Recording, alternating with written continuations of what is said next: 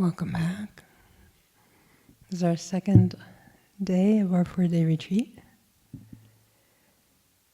And Jen asked me to let everyone know that you're taking questions tomorrow morning. Yeah. How's the lighting? Do people need more light? Is everything good here? Okay. Good. And can everyone hear me? I know we've been getting feedback that volume isn't high enough. I'll try to be speaking louder as well. And just let us know if the volume needs to be up. Let Karma know. Is that good? Yeah? Tiny bit? Is there a feedback? Is an echo. I can't tell from here. Yeah.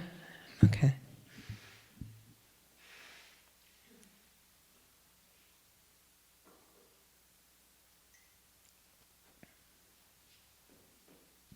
How's that? Is that better? Good? Okay. We are going to do a guided meditation, somewhat like yesterday's, where new material is being brought in and we're just sitting and receiving it. Contemplating it if we want to contemplate it. Using it in whatever way is going to support us on the path. Good? We're good?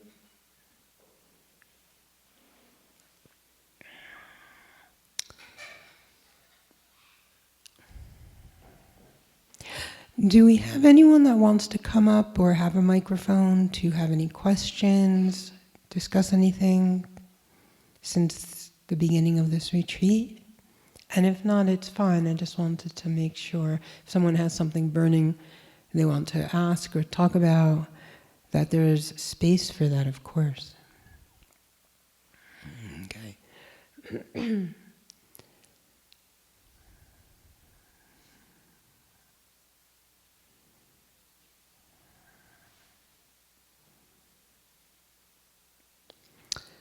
So in this session, I did want to speak more about this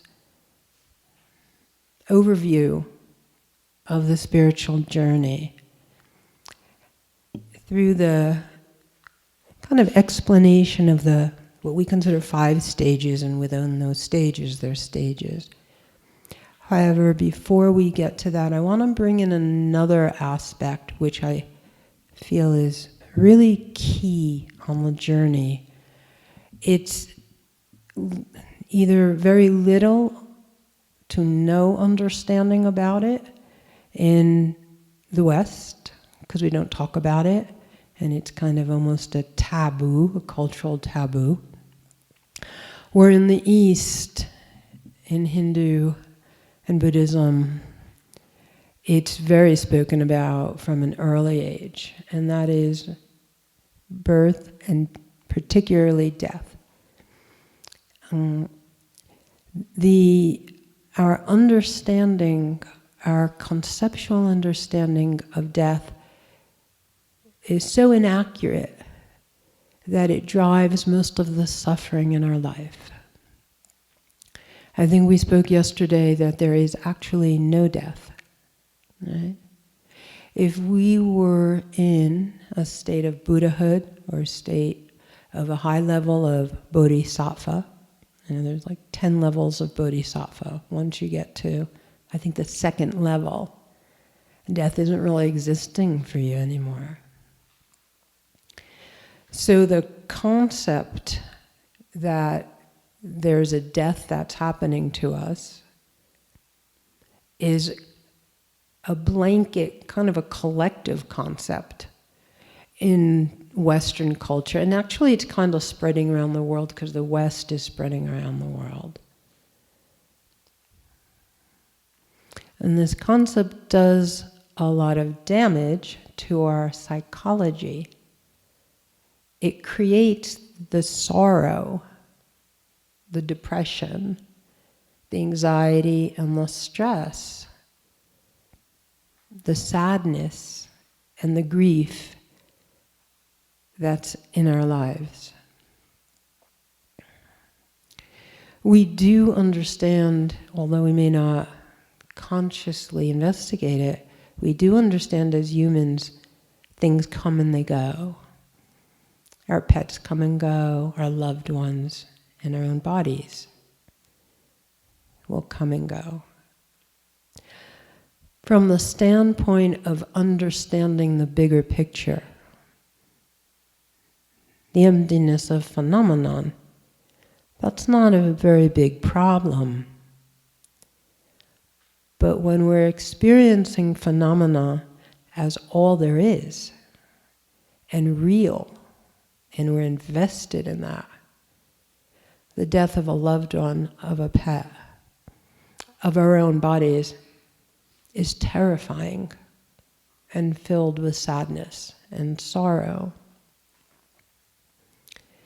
And this is one of the reasons why in Buddhist tradition, in this awakening, unfolding of awakening, at an early point,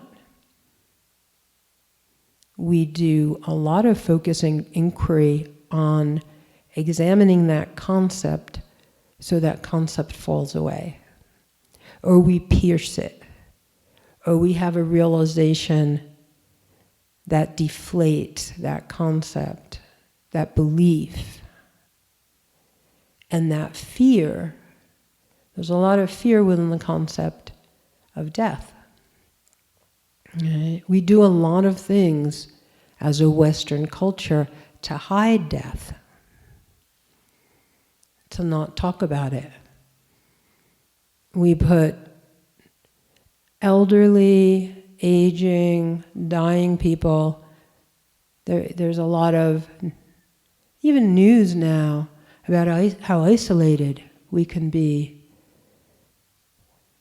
in these last stages of our lives. And that's very unfortunate, and it perpetuates this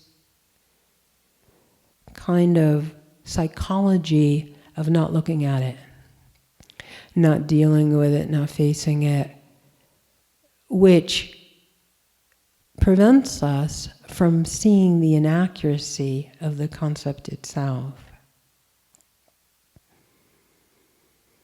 In Buddhism, one of the first teachings in the Four Noble Truths is impermanence, which means everything comes, everything goes, and there is what we're understanding in this kind of samsara world as our own death. Once we can see through this concept and it falls away for us, it is no longer a belief system that we are invested in. That is a level, a state of awakening. Not that we're saying, oh, it doesn't exist, not that. Not some intellectual overlay of the concept or some dogma that is kind of talking about a heaven state which we really don't have direct experience of. So we may have some faith in that, but that feeling of grief because of a loss of someone else, which touches on our own mortality. Every time we see a death of someone or something, it touches our own awareness. And of course, in that kind of confusion, we relate it to ourselves.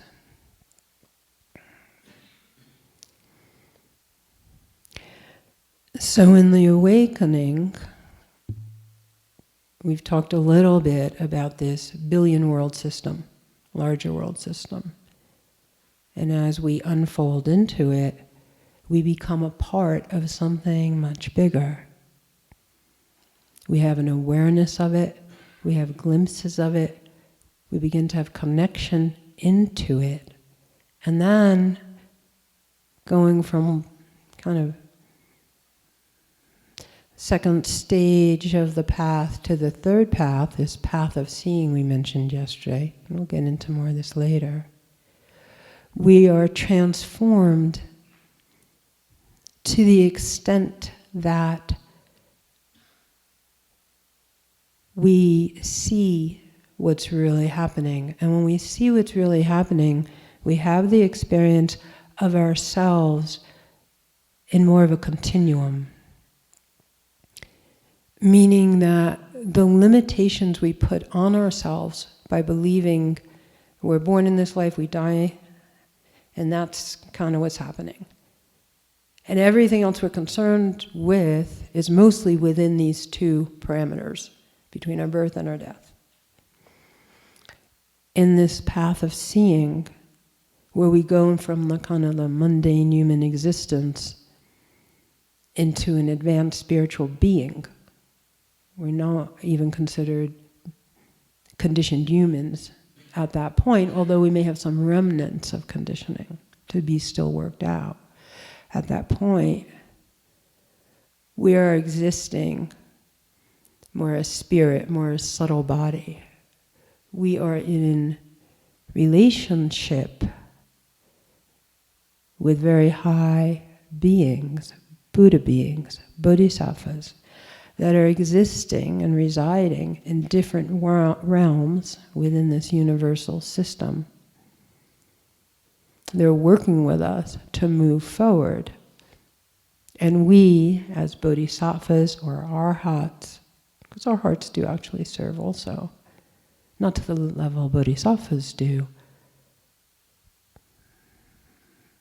but at that level, at that stage where we have transcended the deception of samsara, we're supporting sentient beings whether they're in form or not, whether they're in this earth plane or not. We're so far-reaching. We're understanding the alignment of the planets. We're understanding the lineage of the beings that reside in star systems.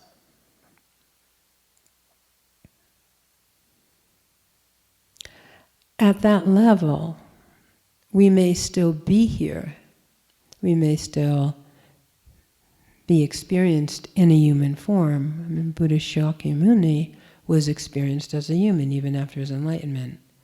People saw him in the human condition. And we know where we are on the path as we move through these levels. We can tell, we can see, we can experience what is no longer true for us, and how we've moved closer to absolute reality. We're more at the edge of samsara, or we are at the edge of samsara. There's no further place to go in samsara. We don't believe in it anymore. We don't really align with it anymore. Yet we're here in service to ourselves and to others. At the point that we're advancing to being an advanced spiritual being, we're not looking so much at this is the end of my life and here's all the things I want to do before the end. We're really more looking at lifetime to lifetime mission or purpose. We're looking at, I'm here as a human, but I'm not limited to this. And there is a much bigger picture going on, and I'm tapped into that. And I'm serving that. And there's a timing for what's happening on the planet. We hear of these prophecies that come in, right? When the iron bird flies, Buddhism will move to the West. With the advent of the airplane at that time frame on the planet, China will come in and Tibet will move out of Tibet and Buddhism will move into the West. That was all prophesized. So there is a bigger plan and there is an unfolding, And even we as humans, without being very advanced, many of us have psychic abilities. All of us have intuitive abilities. A lot of us are clairvoyant or clairaudient. There's a lot of supernatural abilities we may have, we may come in with, we may cultivate beyond like the five senses. So if we have that in just this kind of mundane human existence, can we imagine what it must be like for advanced beings in other planes, higher planes, how advanced their prophesizing abilities are? So it's understood there's going to be certain events that happen on this planet. There's a life cycle of this planet and this humanity. So bodhisattvas that come here, we may not hear about it. In some kind of inner circles it's talked about, like when Rinpoches pass on and they give information about where they're going to incarnate next. Well, yes, they want to do that because they have a broader mission.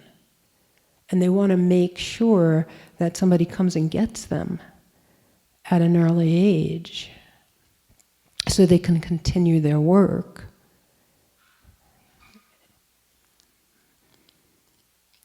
And so for us as awakening beings, we talked a lot, or somewhat, about information that replaces our confused, deluded belief systems that we've grown up with. And some of this new information is the realization that we are in spirit continuous. And how do we want to work with this continuous existence that is ourselves? We're not only working towards serving this lifetime, serving the events in this lifetime. We will reincarnate. Most of us will reincarnate here. Some of us may reincarnate somewhere else. And some of us may be reborn in Dewajin, Buddhist heavens. Those of us that are servants, which is probably mostly everyone in this room, right? We're going to continue to serve. Many of us are committed to serving in this earth plane. So we will come back. We may take a break and be in some Buddhist heaven for a while. It'll be nice break. We need a break from this. Right? This is hard. It's hard to wake up, right? Then it takes a long time. 30, 40, 50, 60 years. Then we wake up and it's like, okay, the playing field's completely different. And we have so much time to do what we're seeing as our work. And we're thinking about how we're going to continue that work in the next lifetime. This is what awakened beings are doing. It's not so much about this life. It's about this eon. It truly is about the liberation of all sentient beings. That is the bigger mission for a certain, I'd say team, it's probably not the best word, but team of bodhisattvas. They're just going to keep on helping, even when we don't seem to want help. Right? There are a lot of teachings and even sutras on how to convince humans that samsara is not a lot of fun. There's bodhisattvas that come and their life is dedicated to convincing human beings that samsara is not really enjoyable, and at some point it's going to just be suffering. And they're trying to get to those beings before it becomes suffering. They look at humans as like hypnotized by samsara. We waste so much time on distractions. These are the real teachings. You know, what are we wasting our time on? We're here for a short period, and we want to get to the point where we're awake to the bigger picture, to a closer absolute reality, so we can kind of be in the position of a universal being, a true bodhisattva that's helping here. It seems like it's very slow progress. You know, and there's stories of bodhisattvas that get discouraged, and we are also bodhisattvas, and we all have our own stories of getting discouraged. Right? Samsara is difficult. We come in, we don't remember anything. If nobody comes and gets us and brings us to the monastery, we have to figure it out on our own. That's hard. We feel challenged, we feel alone. Somehow, all the advanced Buddha beings that are helping, they are reaching out to us, kind of, no, go this way, you know, and somehow it all works out so we awaken at some point, right? All of us are going to awaken, or are awake, or are awakening. And it's often talked about, you know, in Buddhist texts and Hindu texts as well. That's when we start the real work. I mean, we're already doing the work, right? We're doing it right now in this beautiful shrine room, and all of us are in the capacity of a teacher, counselor, therapist, medical professional. I think everyone in this room is a bodhisattva that's already in service. But at the point that we really break through this deception of just focusing on this one life, frees us of that sorrow that seems to be kind of this cage. We're kind of encaged by this. And this breaking through of that comes into this samadhi experience. And we are at that point, and we're seeing it now and having experience of it now. But the real turning over into the new reality, you know, at that point, samsara is eliminated, sorrow is eliminated, impermanence is eliminated. We're looking at a much bigger picture. We're making plans with higher beings for what we're going to be spending our time and attention on, not only this life, but after this life, in the next life. We make preparations.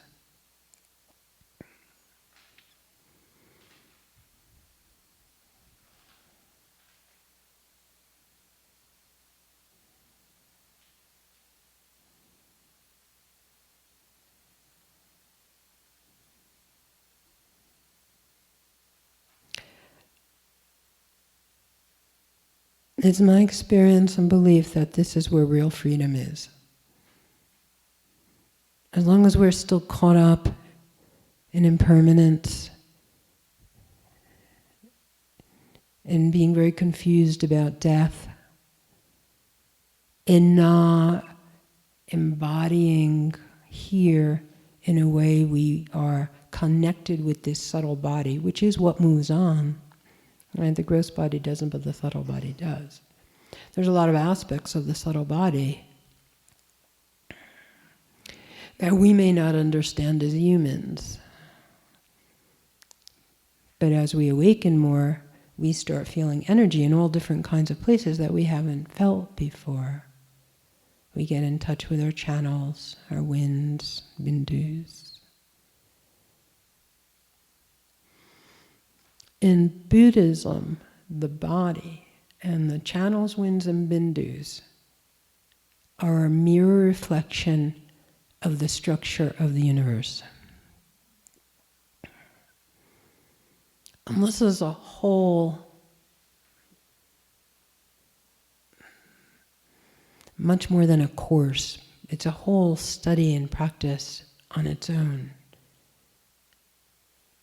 We could look inside and experience and find out how all of this is working, and it gives us a picture of how the universe is working. We're an exact mirror. There's tremendous, fascinating aspects of awakening. Knowledge and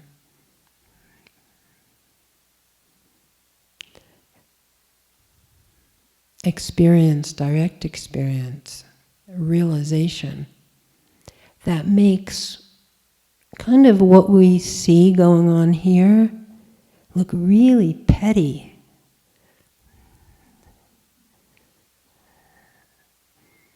Yeah. Makes us want to drop it. All the meaningless things that we realize we're doing. And it's fine that we've done those things, no judgment. That's part of the journey, that's fine. But there's no need for it at a certain point, and we realize that. We realize, like, when we're talking, what are we saying? Is what we're saying actually benefiting someone? And how and why? We are super conscious of the words that are coming out of our mouth. And we realize, there's this story of somebody asked the Buddha once, Buddha Shakyamuni, what is the biggest mistake that humans make? And he said, thinking that you have time. Right? Yeah, we really don't have time in the way that our conceptual mind tells us.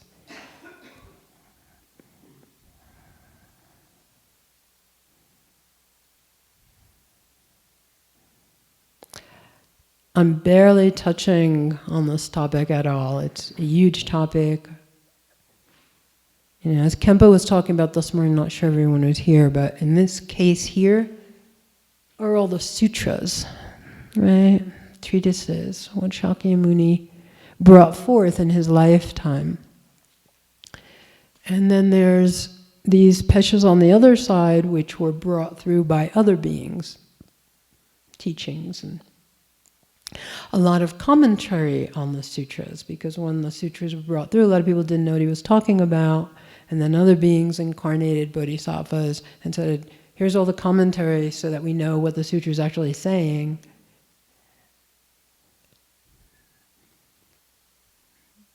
And then if we are, Talku, or, like a Rinpoche, and someone comes and gets us when we're 3, brings us to the monastery, we spend 20 years reading those sutras and the commentaries on the practices. So the awakening is quickened. It's happening quicker. A lot of Talkus now don't want to go through that process and are actually handing in their robes. There's a lot of things happening in Tibetan Buddhism that are changing the face of Tibetan Buddhism. Some things for good, and maybe some things we'll see, we don't know. But we are all here. Somehow, some advanced being got in touch with us, convinced us that maybe at some point we don't want to be in samsara anymore. We want to be on a spiritual journey to find out what is beyond samsara. And that's what a lot of this retreat is about. What's beyond samsara? Because that's where we're going if we're not already there. And I realize many of us are already having those glimpses. And at a certain point, those glimpses we're so passionate about, there's so much conviction, there's so much foundation. we put more and more of our time into broadening those glimpses and deepening them.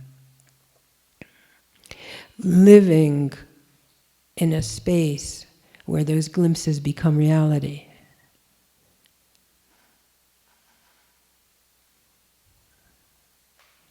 And we're very lucky because now, so many of these sutras, these teachings, they weren't available to the public, they weren't available to lay people, they weren't even available to monks. They had to be orally transmitted from guru to disciple.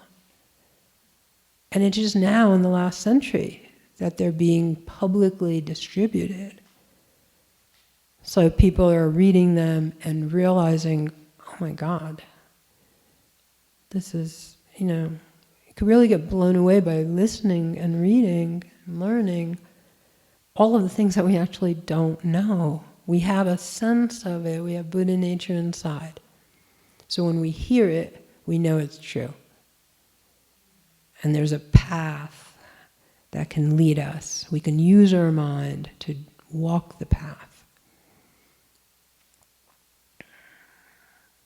We can use our inner dialogue to walk us down this path. And then teachers and sangha and sutras and advanced beings are kind of pulling us along to a certain extent, carrying us actually.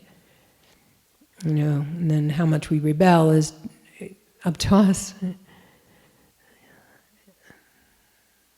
How much we want to stay in samsara is up to us. And we could spend a lifetime here, and we can spend, a kalpa here, thousands of lifetimes. It's really up to us.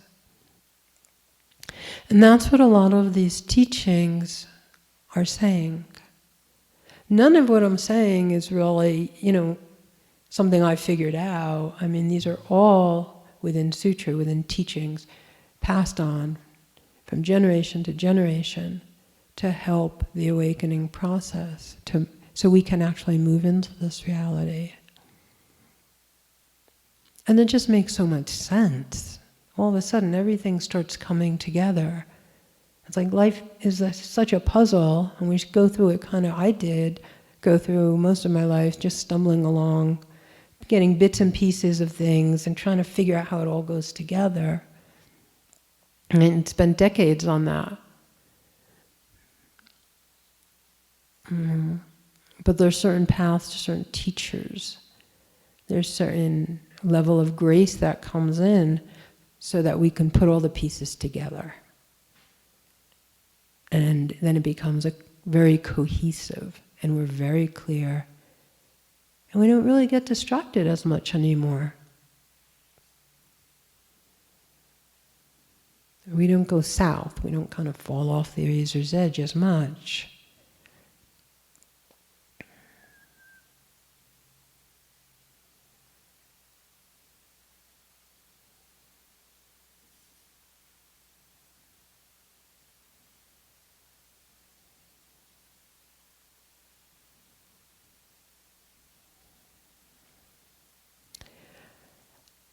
There is, in my experience, there was a certain turning point where I was more interested in listening to truth coming in than I was interested in feeding some desire that might have been arising from an egoic structure.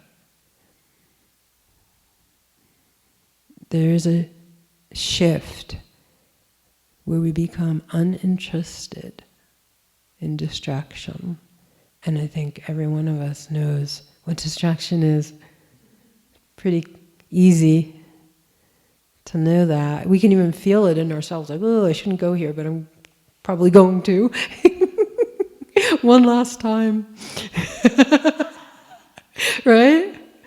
How many times have I said that? Oh, it's okay, I'll just do it this one more last time, then I won't do that anymore. And like a decade later, decade passes. And that's the journey for us. But as a Sangha, I think we really support each other to stay on that. We call it a razor's edge, which sounds pretty scary. I don't like that kind of analogy, but it is true to a certain extent. It does get more narrow. There's less space, for the degree of leaving our moral judgments. We are born, we talk about the 6 paramitas, and I think Jen mentioned them this morning. We are born with knowing what they are. We know when we're kind of like ethically,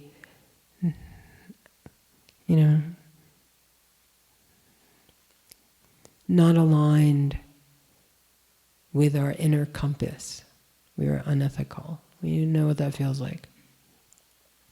And it's all okay. The problem with some of this is that when we do get distracted, when we go down the road of samsara, something does hook us, then afterwards we spend a lot of time doing number on ourselves about it.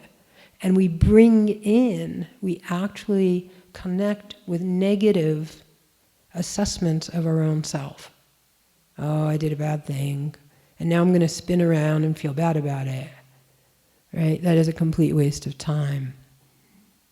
Who cares? It's in the past. It doesn't matter.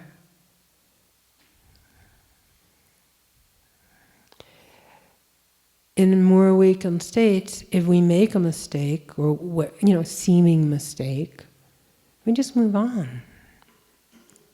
There's enough love there, enough space to make mistakes. We recognize that this earth plane is really challenging because we visited other places that are harmonious. And harmonious versus conflicted is there's a big gap there. Conflict, as Jen was saying, war, jealousy, competition, all of these things, they really don't exist on these other levels. And where those things exist, there's not love. We're not loving somebody that we feel jealous of or competing, trying to dim their light. There's not a lot of love there. Inside there is, but there's this kind of, again, this conceptual, confused deception around how everything works. So those negative qualities don't get eliminated. But then on the path they do.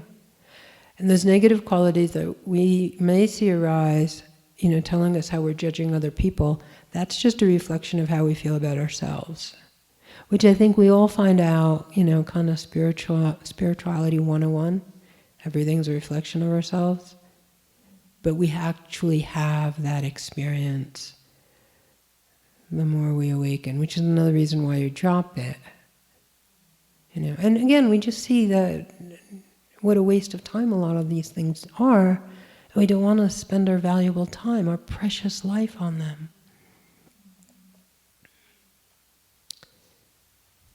So these are some of the things that come in through the teachings, the sutras, the commentaries, where masters, teachers, rinpoches, bodhisattvas ask us to contemplate.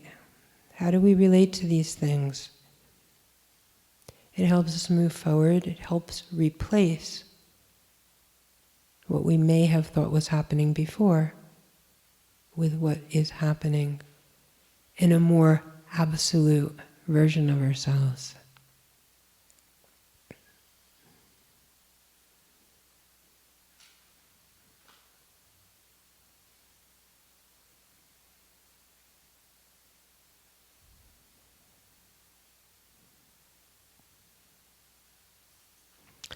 We're going to kind of shift into something else, but before we do, I just want to ask, of course there's space if anyone wants to talk about anything, express anything, come up or take the microphone, so I just want to give that space. Hey, Paul.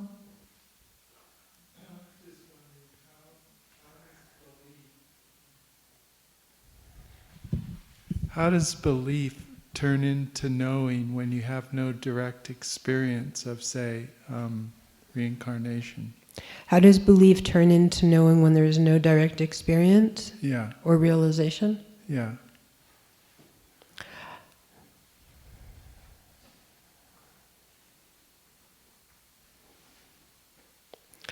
There's a few distinct levels. Because we're talking about is ignorance, right? We're just ignorant of things, of the way things work. And how do we come into realization of those things, right? So first, we do have innate Buddha wisdom inside of us. So sometimes a glimpse will just arise, or a spontaneous spiritual experience. There are, as we've been talking about, bodhisattvas all around us that are constantly trying to give us signs in the outer world to move on to the path or give us a little information. And then there's, of course, the experience of meeting a teacher or just picking up a spiritual book we feel drawn to and start reading and get new information. So all of that is going to come in. Right? We're going to be, again, starting ignorance. We don't know. Or we think we know, but we're just confused. So we start getting this new information in. Our minds are interested because we can feel inside there's something true about this. In Buddhism, the point where we go from thinking or contemplating this information to the next level is the level of, I believe this. I'm investigating it,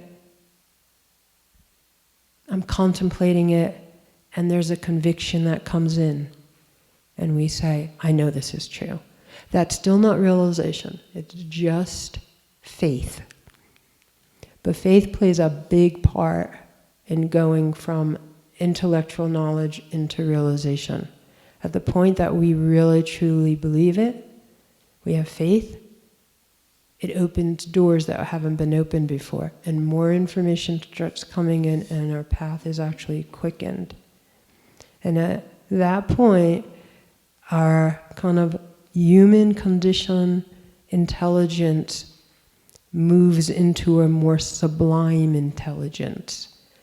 A wisdom intelligence starts operating within our own consciousness. And that opens the door to direct experience.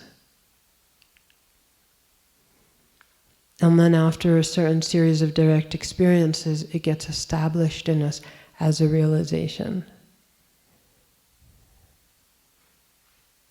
So we begin with information or glimpses or wisdom, glimpses of wisdom. We're contemplating it.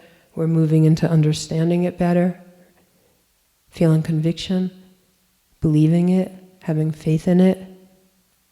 And then it actually starts transforming into direct experience through sublime intelligence, wisdom that gets mixed in. Does that make sense? Yeah, it does. Thank you very much. And I have one more quick question. What is a bindu? Bindu is a drop of Dharmakaya. We have drops of Dharmakaya that actually reside in our subtle body. And we can work with these drops of energy and move them through our channels or up and down our main channel. This is somewhat what happens in Kundalini, but the topic is much more than just what we see on YouTube about Kundalini. Yeah, it's a very vast, esoteric teaching, because we work with those drops of Dharmakaya within our subtle body, in our chakras. The 4 main chakras are here, right? We don't deal too much in the spiritual journey with the lower 3, because we really don't want wind going down into the lower 3, because then attention and thoughts spin around down there. So we want to keep the energy here. So we're moving our bindus, we're merging our bindus together. But this is going to sound very convoluted because I'm not really giving a very... There's a lot of text, and it's a true understanding of how the subtle body works. And there's a lot, it's the 6 yogas of Naropa. That's really what the 6 yogas of Naropa are about. These tantric yogas are about understanding and controlling the subtle body, such that we now have total control over our minds and our thoughts, and where we're taking our consciousness to, which is, gets into Poa. We had a Poa retreat recently, right? So how to move the consciousness out of the body at the point we know, the minute we're at the moment of death, so that we could move it into a Dawajin or another realm, instead of kind of unconsciously getting pushed back into a rebirth. So bindus and winds and channels, there's a mastery of this for all these different aspects, whether we're in the bardo, whether we're moving our consciousness out of the body to go to another realm, or whether we're achieving Buddhahood enlightenment here. So that's Tantra. And again, I'm really not even touching on it. I'm just saying some words. Yeah. Thank you very much, Shani. Of course. Helps to get a bit of understanding of that. Thank you.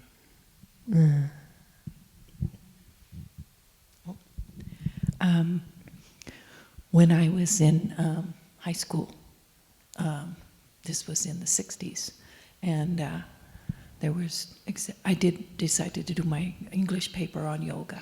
There were exactly 3 books on yoga in this country, one the sutras. One was Yoga, Youth, and Reincarnation, a yogini from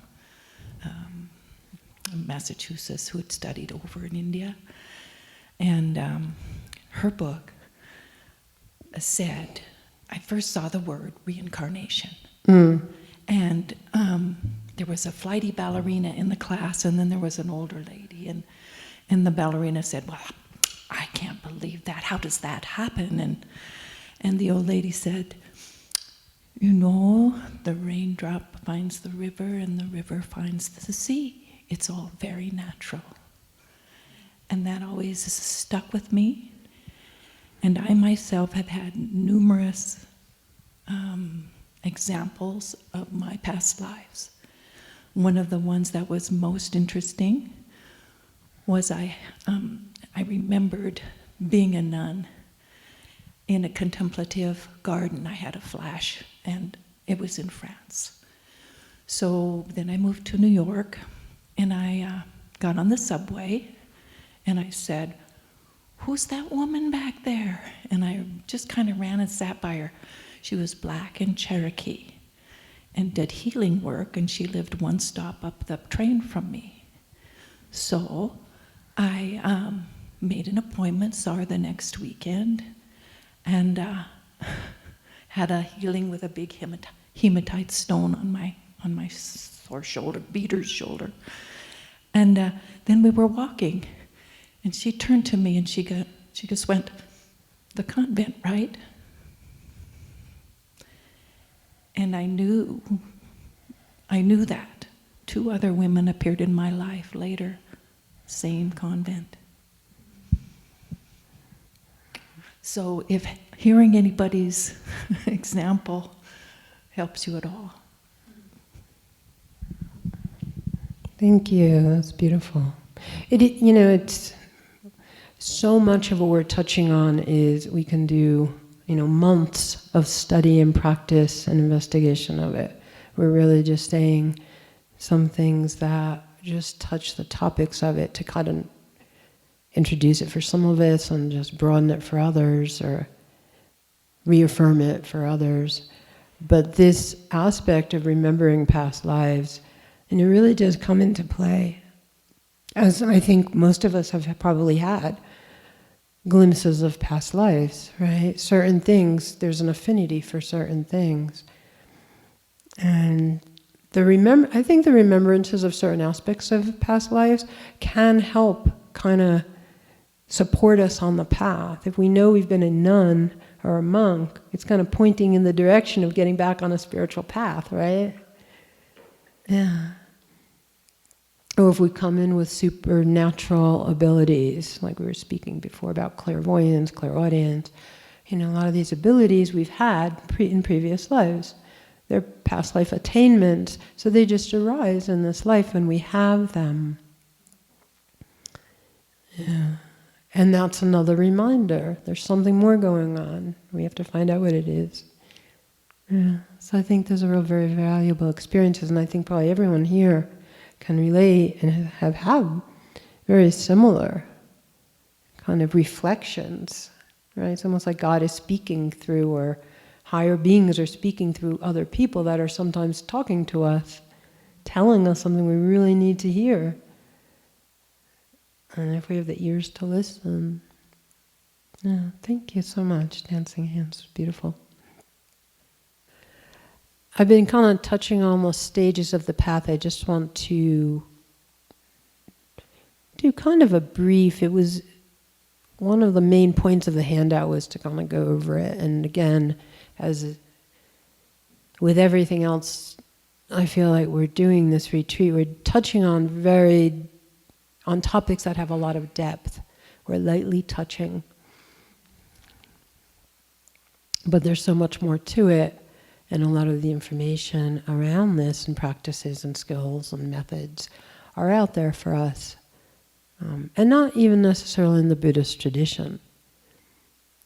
There's many great teachers of many different lineages and traditions. So for these 5 paths, I'm going to say them kind of briefly, and then we're going to kind of move into, and Karma Choing is going to help me here, talk about the 12 links of dependent arising. We did give this out, and maybe some of us have looked at it. It's fine if not. We just want to talk about it a little bit because it's a big topic, and it pierces through samsara pretty quick, penetrates the patterning of our minds, and cuts the root of the links, the sequential links. So we want to get into that. As far as the 5 stages or paths of the path,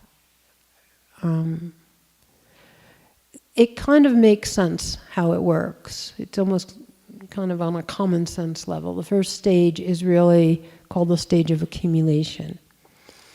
It's a foundational stage where we're retraining ourselves to have better conduct. It's really important on the path. You really can't awaken, as we all know, because we all have a foundation in this, without transformation of our behavior, without understanding that we are in control and responsible for our own conduct.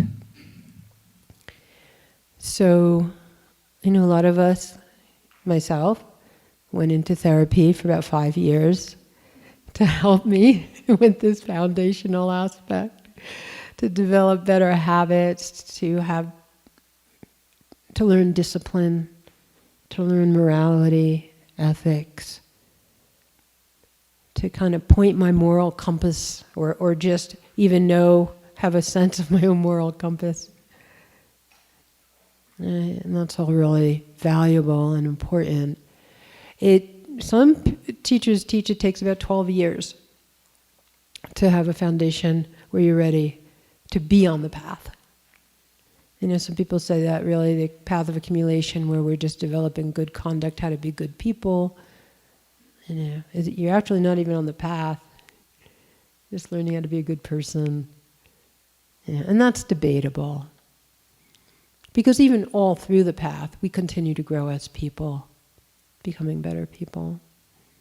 I think all of us are familiar with this, right?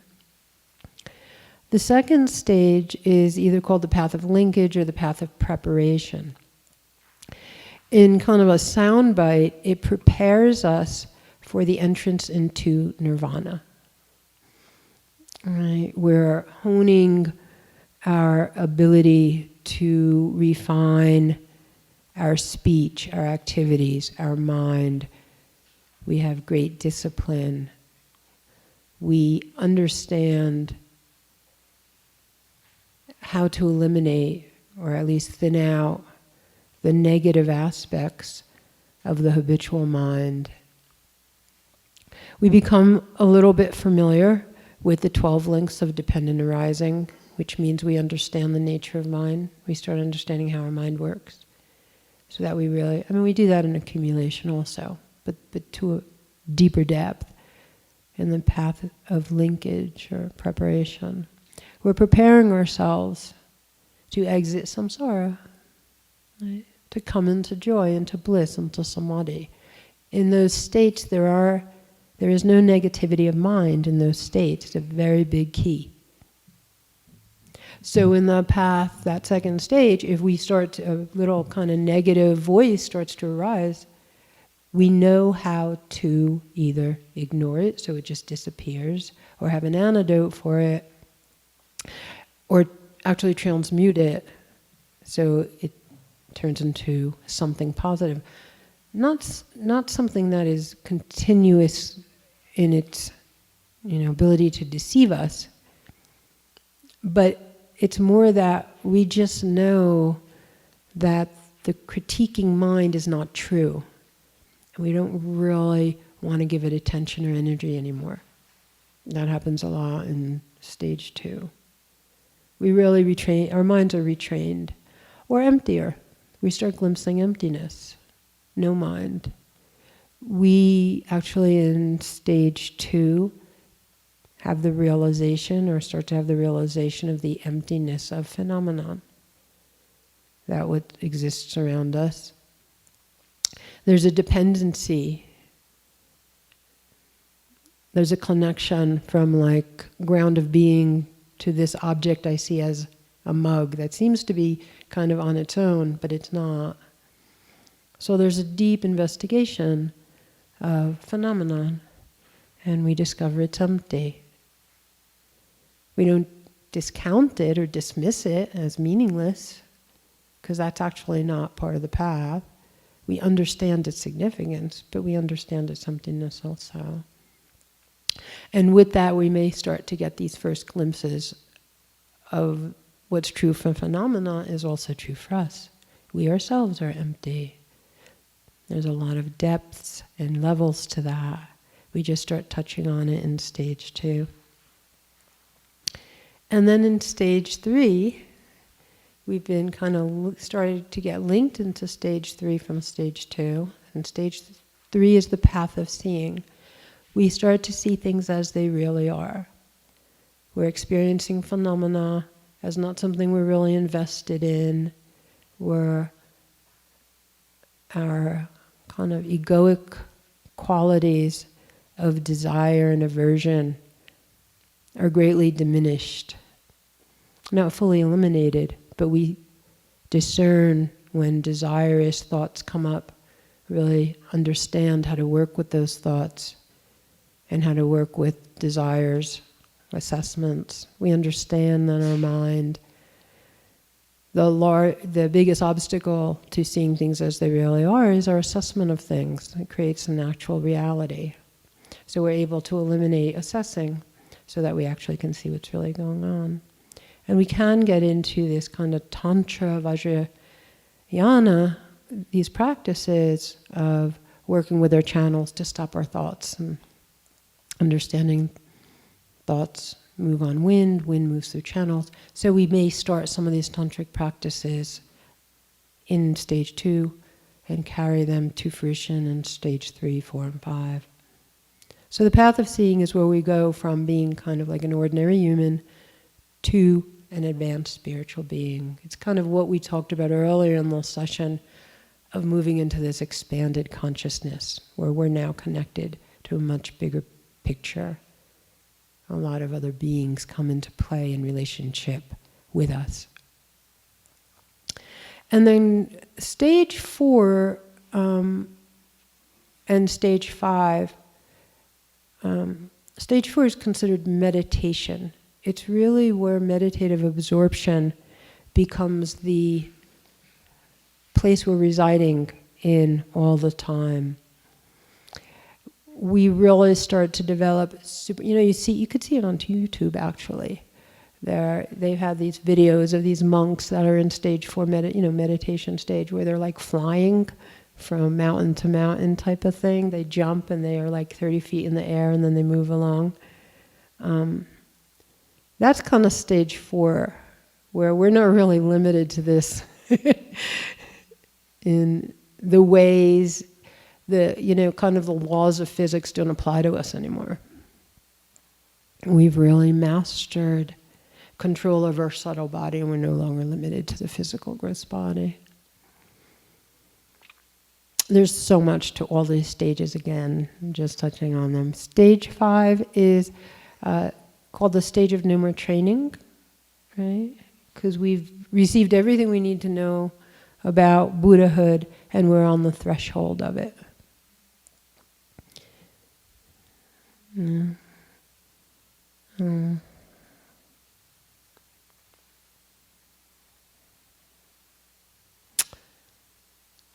There's one little passage I'll just read, which is, I thought, so beautiful, that really talks about between stage 2 and stage 3, because I think most of us are in some level of stage 2, and some of us are coming into a stage 3. And we could probably know this for ourselves and track it if we know all the signs. So I'll just say this paragraph, then we're going to get into the 12 links. And this is, again, on the second stage of linkage.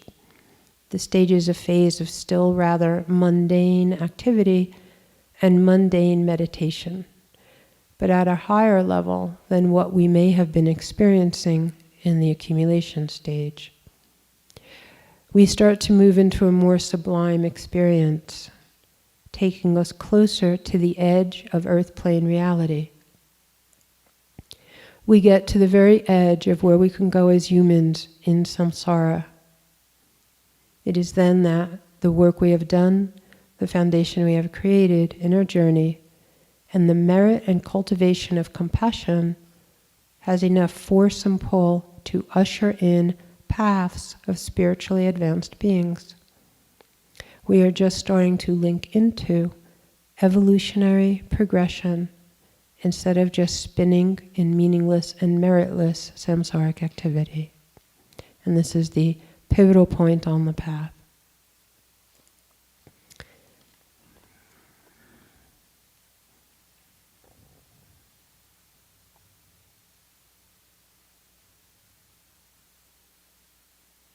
I think that's good for that. Yeah, there's a lot more we can say, but I think that's good. Yeah. So I thought it would be really beautiful for Karma Trying to talk about the 12 links of dependent arising, which is basically how our mind works, how everybody's mind works. It's very illuminating, and I am always practicing this, the aspects of this linkage, inquiring, looking at, monitoring it. You ready? Sure. Okay. First, I'd like to preface by saying I'm by no means an expert on this. There will definitely be blunders in my interpretation, but Ani has invited me to speak about this in the hopes that it might benefit a few. So, Colin, you're gonna have to. Oh, yeah. Is this good, Sharon? Yeah. Yeah. So this is definitely something that I'm still contemplating and learning.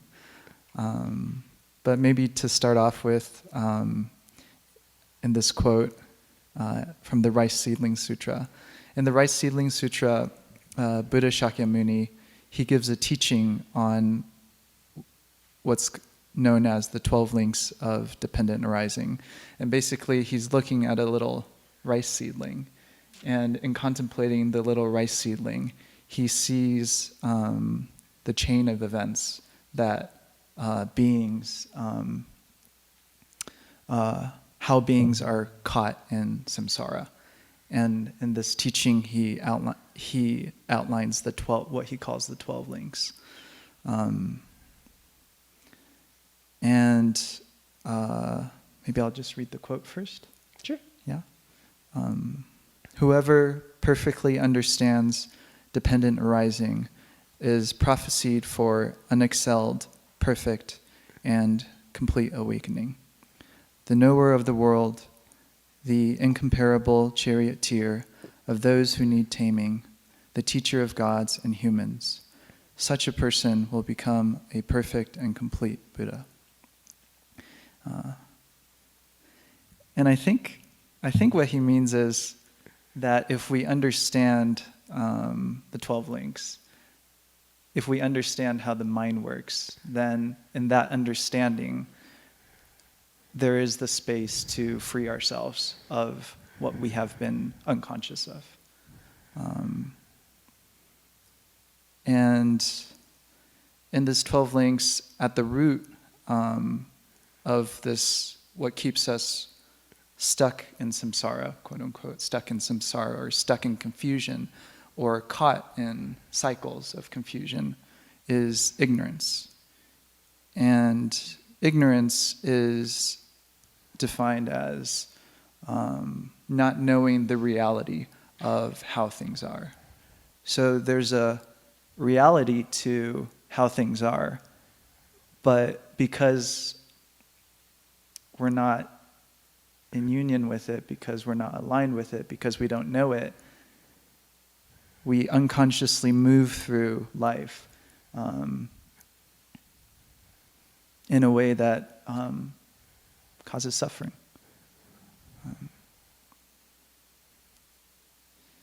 Where do we go from here? I think just to add to what you said, Karma Chung was talking about how we kind of go through this series. And so what happens at the end is we just get reborn. So it perpetuates cyclic existence, is what this is actually doing. Not just making us suffer this life, but it forces us to come back as unconscious beings in another life and just repeat the whole thing all over again. And it's said that some bodhisattvas have said that there are sentient beings stuck in this cycle for thousands of years, lifetime after lifetime after lifetime, which is really kind of stunning that we would just repeat this so many times, which is why so many bodhisattvas are incarnating to help us. So I think, do you have more you want to go through on this? I mean, there's... I guess, yeah. I think really, I think when I read this, what I get from it is that, the job is to become conscious of what's going on. Yeah. And this teaching is like a tool that we can use to understand or identify or recognize the patterns that we're in. Right. And I think the 12 links here, ignorance, karmic forces, or action, consciousness, and so forth, we can get into the definitions, but I think when it happens, it's a different experience than reading it and trying to understand it. Because it doesn't necessarily need to be sequential in this order. Mm-hmm. It could kind of bounce around, and it could go in reverse order.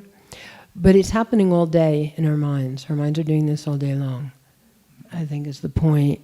We don't really know reality. Our karmic forces, kind of how we've been habituating life after, lifetime after lifetime, has created our opinions, what we think is going on, right? Which drives our consciousness, overlays our consciousness, right? Because our kind of personality self is not just derived from things in this lifetime, it's derived from things in past lives. So our unique personality is actually a combination of karmic forces that mixes into with our consciousness. And that consciousness creates labels for everything. Right? Language.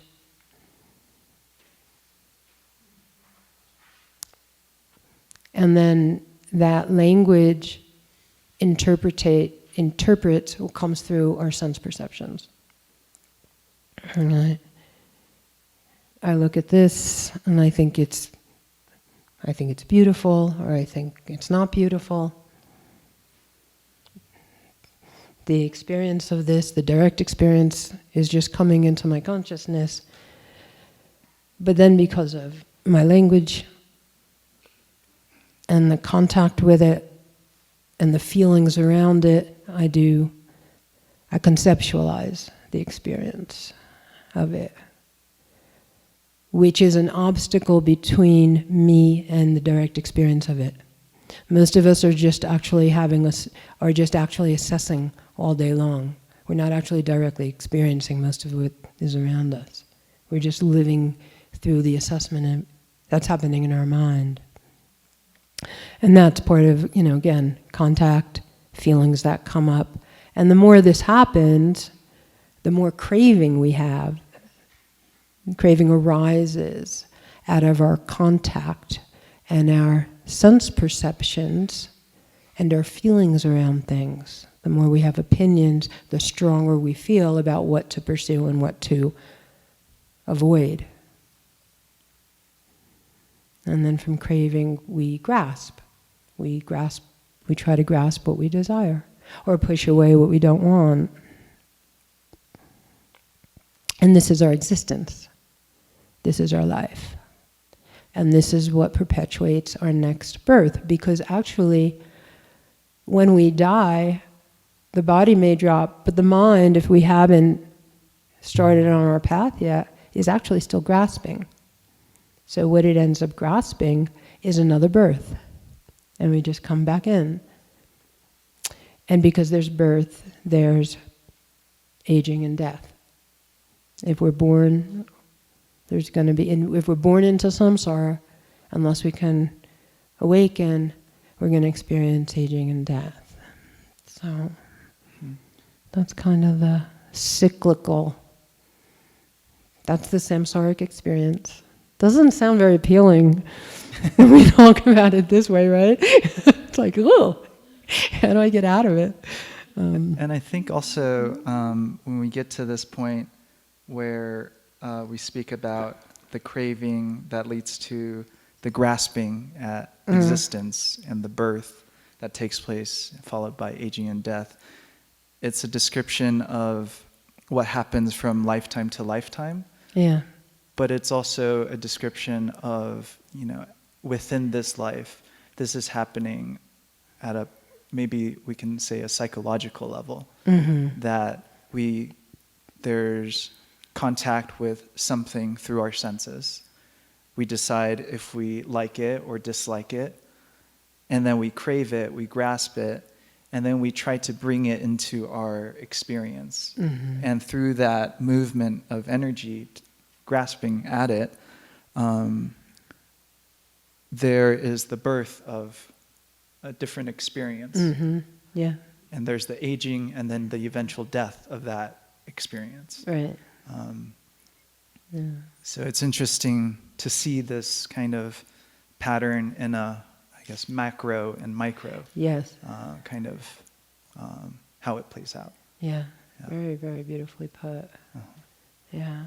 Yeah, there's different interpretations of this. I think the reason why this is so valuable is not just to, reify how horrible samsara is and why we should want to get out of it. But if we look at our minds, if we're watching our minds, we can see this actually happening. And at any point, we can cut the root. We could break the chain, which is what is the most valuable aspect of this. It's actually a method, is that it's actually quite easy, once we know how the mind works, to pull the plug. Yeah. And I think, just to add a little bit more, that the contemplation of each of these links opens the doorway for wisdom to come in. Yes. For example, if we contemplate aging and death, right, that's part of our experience as a conscious being. We can see its nature, and because we come to see its nature and we understand it, then naturally there's a wisdom aspect that comes in, and there's the energy changes with that link. The reality changes. The reality changes. Yeah. Yeah. Linda, did you?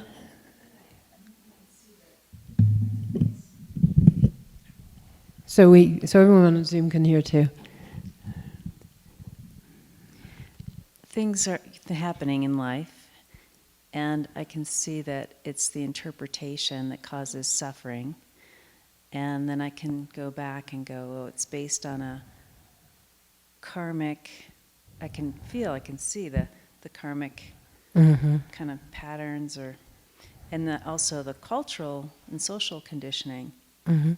So I can see through that, but is there a step even deeper than that to either, as a way to work with the interpretation or to stop the interpretation? Just. Yeah. There's actually many ways.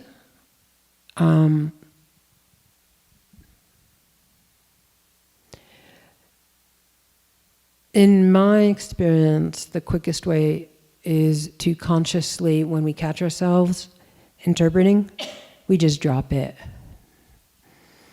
If we can stop conceptualizing, it's a very quick way into this experience of our connection with Dharmakaya and what Dharmakaya is, and how everything is oneness consciousness. It actually brings forth the experience of oneness consciousness, this samadhi we're talking about. We were just touching on winds and channels. The tantric manipulation and control of our subtle body is said to be the quickest way to cut it, because it's thoughts and feelings and conceptual thinking and conceptions ride on our thoughts through our channels on wind. And if we know how to cut the wind, the thought just drops. There's no more conceptualizing happening. So that's why these kind of 6 yogas of Naropa are so kind of getting more and more trendy, that people really want to find out about it. Dream yoga can also help with it, because we can cut it in our dreams, because it's a perpetuation of the same thing. We're still conceptualizing in dream state. So I would say through tantric methods, it's amazing how once we find out how all this works, how fast we can catch it. And the minute we can see it, eventually, as soon as we're aware of it, it just drops on its own. And then, it's not going to happen overnight, like we just don't stop conceptualizing overnight, but it's amazing how fast it starts thinning out. And then the other way that's very popular in Buddhism is called anecdotal methods, which is we have the conceptualization of something, we know it's distorted, and we apply an antidote to that. We apply a truism to that. But that's said to be a longer, not as quick and efficient as these other ways. Does that help? Yeah. Thank you. Yeah.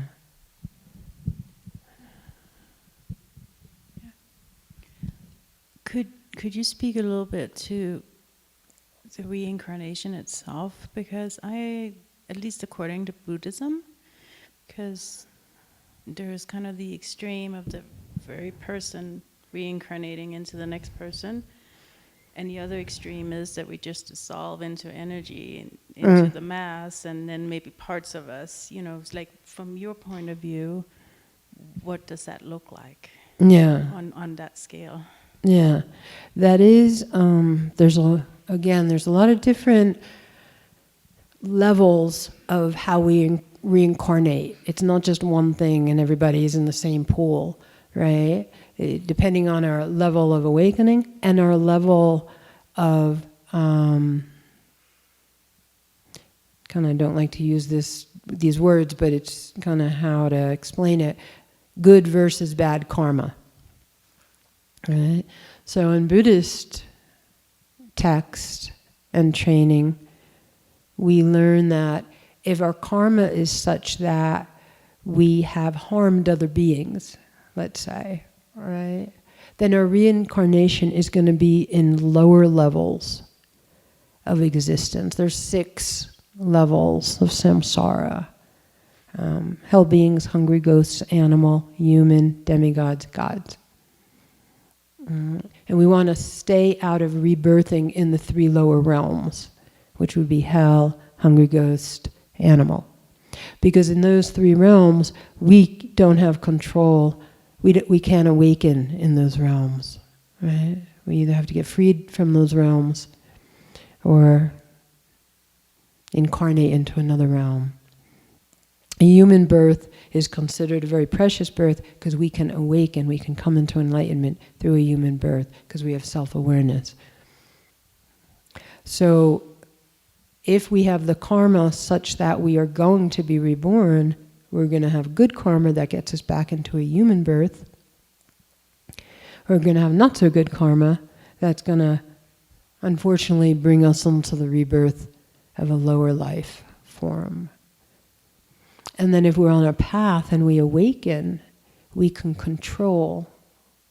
We can get out of the cyclical death, bardo, rebirth. We could be awake to what's happening in the bardo, not go down the road of what's going to bring rebirth, and move ourselves into either a heaven state or one of the realms that we've been training in already. So we're familiar with it, we know how to get there. We need to be conscious through the transition to be able to do that. We have to be free of our attachments and clinging. If we're reborn, and there's a lot of information on this now, especially through the tulkus that are being reborn that are talking about it. If we're reborn as a human, which is a fortunate birth, right? We're not going to have, most likely, I mean, the third Karmapa came when he rebirthed. He's a bodhisattva. He rebirthed in that life and remembered everything from all his lives. All right? That's very rare. Most of us are going to be reborn and have no sense of what's going on. We're not going to remember our previous lives or maybe aspects. We're not going to really understand what's going on. We're not going to have that awakening as soon as we come in, which will stay established with us. We'll have aspects of it. So then we have to kind of start the journey to some extent again, but if we've had good karma, there's a lot of grace that comes in that makes the journey back into awakening or the next level awakening quite smooth. But in terms of like personality aspects that get rebirthed, according to Buddhism, that really it doesn't actually really happen in the way that we think.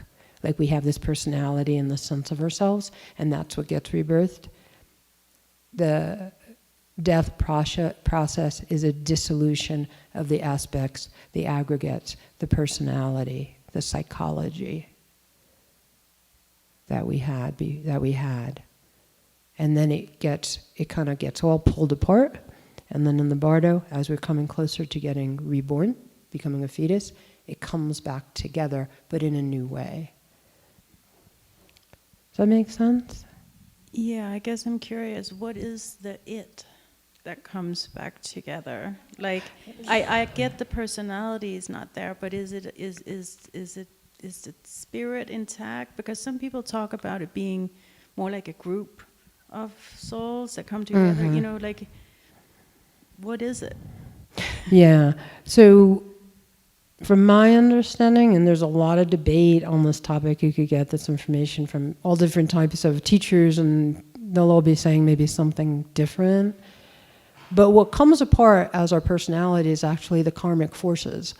So the karmic forces are still there, right? Whatever our merit is, our accumulations, bad karma, kind of pulls apart our personality. The it that comes back together are these karmic forces that are going to create a new personality, which are going to lay dormant in the beginning, but then arise in kind of like the preteen years. You ever notice like children don't seem to have a personality and all of a sudden they do? Because those aggregates come back together into a personality with their own individualized karmic forces. Okay, I understand that. Yeah. Thank you. Yeah.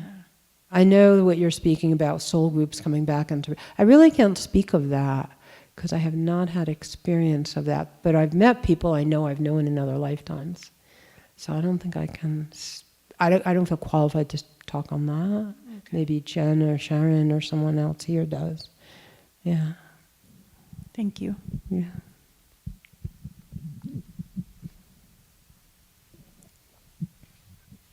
Thank you.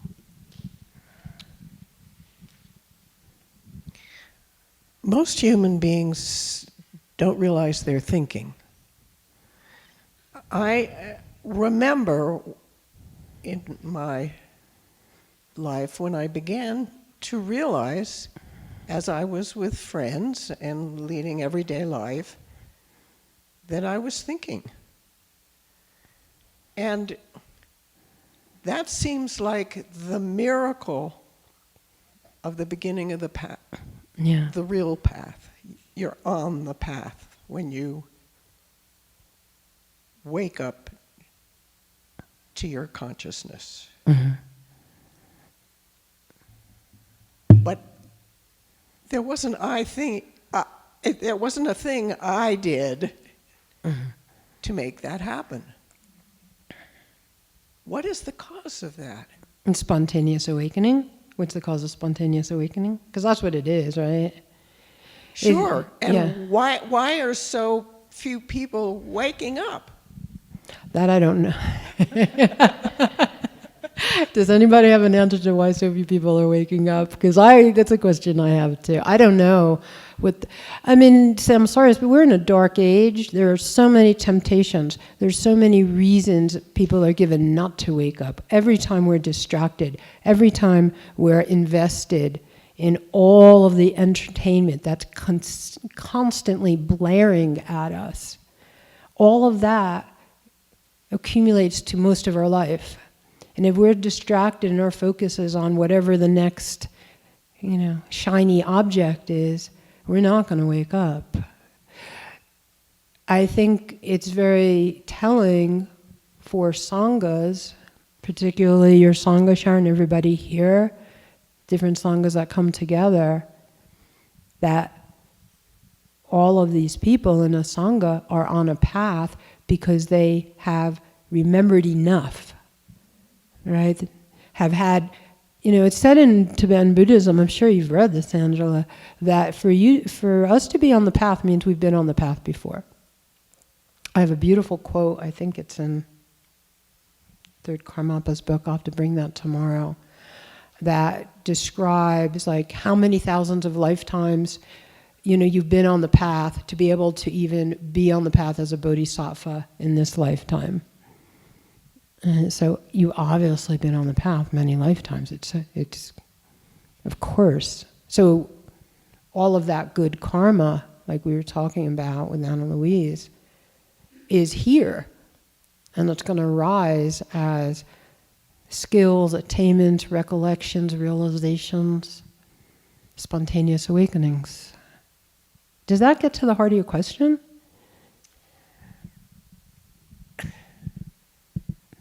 It comes back down to, it just seems like a colossal miracle. That we are here in this sangha?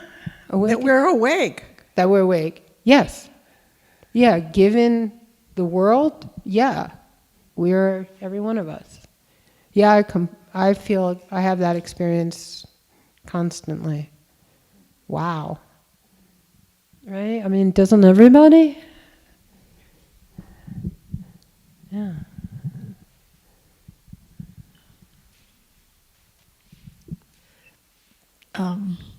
Sort of in response to Angela's inquiry, in my own experience, there's an idea that there's somebody called Angela or Sharon that's getting something and is waking up.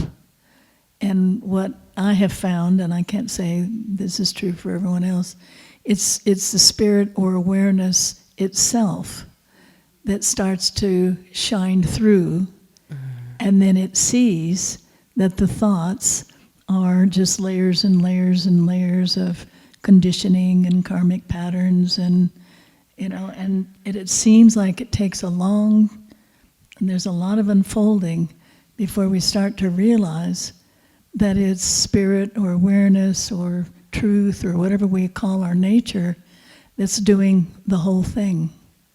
And it's shining through and draws us to different people and teachers and paths, and when that's really deeply realized, there's a profound, deep relaxation because all is well. And it's what we're searching for, is shining through and leading us and guiding us in a unbelievably profound and supportive and loving way. That's my experience.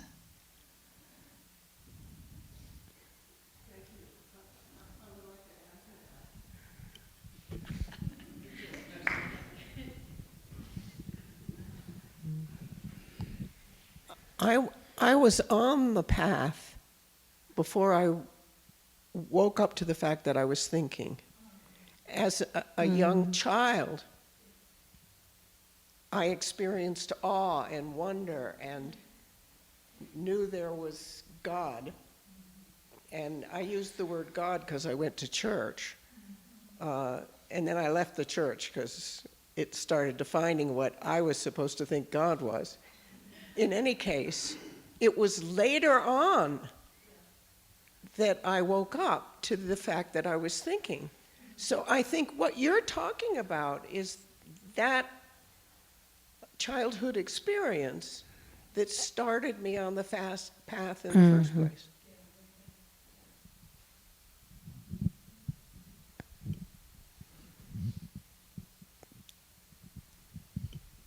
No, Keith doesn't want to say anything.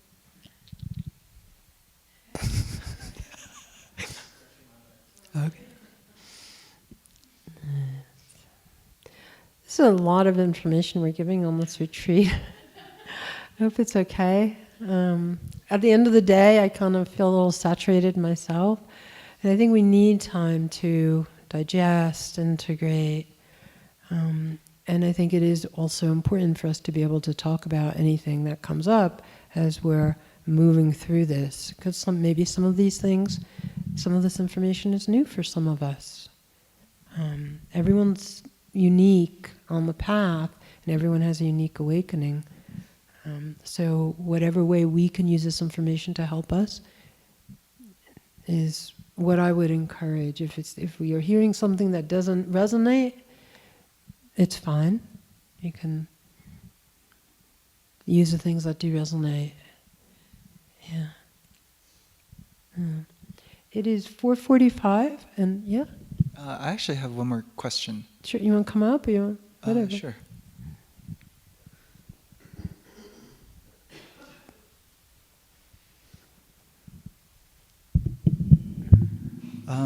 I was intrigued by Linda's question about, I can't remember the exact words that were used, but kind of the conceptualization and how to stop it. And how far to go into the interpretation of the narrative that's arising. Right.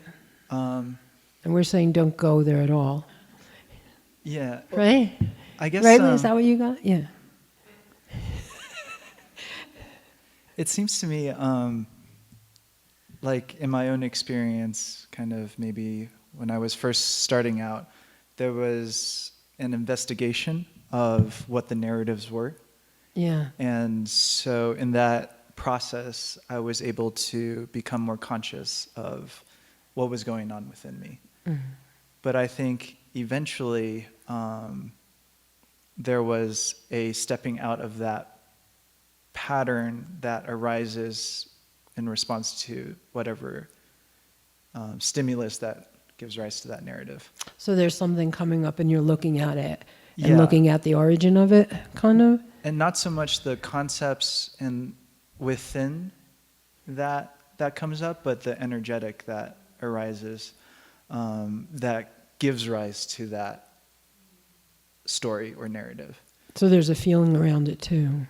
There's a feeling, Yeah. yeah. Okay. It made me think of what Jennifer said earlier about trauma and how, and I hope I'm not misspeaking, but it's like there's a tendency to kind of get sucked into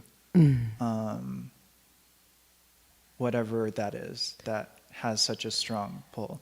And the pattern there is, if we were to use these terms here, it's like perpetuating samsara, getting more kind of connected with the names and forms that arise. But if we're in that, then we're not actually stepping we're not becoming more conscious at that point. Would you say that? Would I say, or becoming more conscious at that point? Yeah. I think we're touching on therapeutic methods here, because when there's trauma, and especially even if we have started a spiritual path, many of us decide to get some professional mental support for so we can understand what we're feeling and why we're feeling it. So we can look at our trauma, right, or dysfunctions that may have happened early on, and we can understand why we're feeling anxiety or stress or depression or why we have addictions. Right? I think that's a valuable aspect. The Buddhist path doesn't start there. It starts with a healthy egoic structure.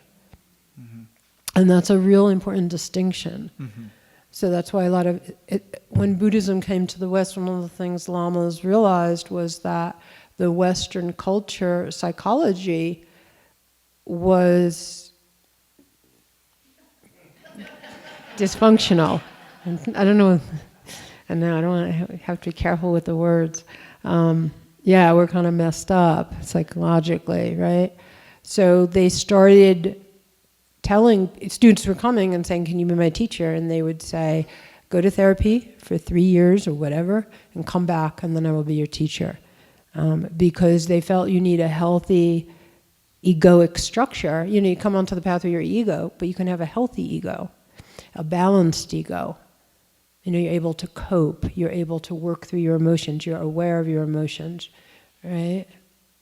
This whole level of having a very low self-esteem in the West, I don't like myself, I'm not worthy, it's like a pandemic, right? It's touched almost everyone, including myself, that I've known. And that's not the way it is, or it was in Tibet. People had a really strong self-worth. They didn't really think about it. There was no lack of self-worth. So a lot of that comes from trauma, right? We evaluate ourselves, we have an opinion of ourselves. We have a sense of value or not being valued due to the experiences that we've had. So therapy helps us connect to why we're feeling the way we do, based on experiences that we've had, and how to understand that, and giving us the skills and the methods with which to work through that and come to a more positive and balanced ego. Right? So I think it's very valuable, but it's actually not part of the Tibetan Buddhist path. It needs to be kind of dealt with before. I mean, you can be in therapy after you're on the path, of course, but it's encouraged to, especially when we get into Vajrayana. So, is that something that's addressing your question? I think so. I think it's just something that I'm contemplating. When I first started learning meditation with the Khenpos, the instructions were kind of to notice what's arising, but never to go into what that arising is, the contents and the interpretations, but just to see it as something that arises and passes away. Right. And I just think that's really interesting, and I've always wondered how to speak about what the distinction is in the approach.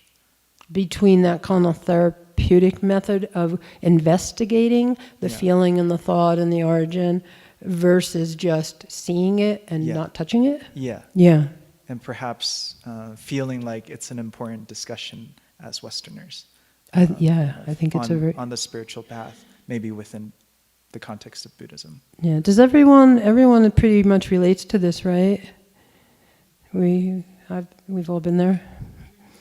So yeah, I think it's very relevant. Mm-hmm. You know, I was in therapy for years before I was really on a path. Mm-hmm. Yeah, and I personally have felt that in my therapy sessions, it really supported my spiritual path and my understanding of what I was doing. Yeah. Yeah. I think it's a big topic right now too. Yeah. Yeah. Yeah, beautiful question. Jen, do you have anything? I know that.